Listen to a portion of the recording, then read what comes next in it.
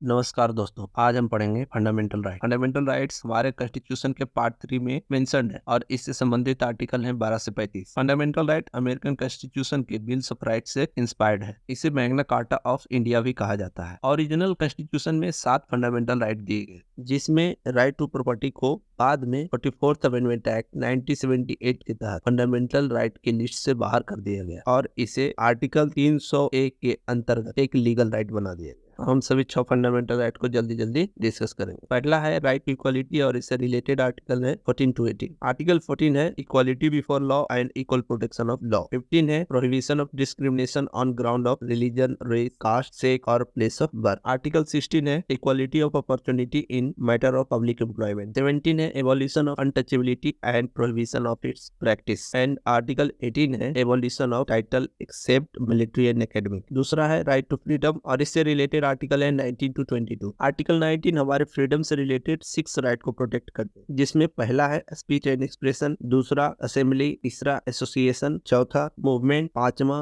Residence and छठा है profession. Article 20 है protection in respect of conviction for offences. Article 21 है protection of life and personal liberty. Article 21A है right to elementary education और 22 है protection against arrest and detention in certain cases. तीसरा है right against exploitation और इससे related article है 23 and 24। Article 23 human trafficking और फोर्स लेबर को प्रोहिबिट करता है। आर्टिकल 24 फैक्ट्री में चिल्ड्रन के एम्प्लॉयमेंट को प्रोहिबिट करता है। चौथा है right to freedom of religion और इससे रिलेटेड आर्टिकल है 25 से 28। आर्टिकल 25 हमें फ्रीडम देता है अपने रिलीजन को प्रैक्टिस और प्रोपागेट करने का। वहीं आर्टिकल 26 हमें फ्रीडम देती है अपने रिलीजियस अफेयर को मैनेज करने की। आर्टिकल 27 किसी भी रिलीजन को प्रमोट करने पर लगने वाले टैक्सेस को फ्री करता है। आर्टिकल 28 एजुकेशनल इंस्टीट्यूट में रिलीजियस इंस्ट्रक्शन और वर्शिप से रिलेटेड है। पांचवा है कल्चरल एंड एजुकेशनल राइट और इससे रिलेटेड आर्टिकल है 29 से 30। आर्टिकल 29 है माइनॉरिटी के लैंग्वेज, स्क्रिप्ट एंड कल्चर को प्रोटेक्ट करने के लिए। आर्टिकल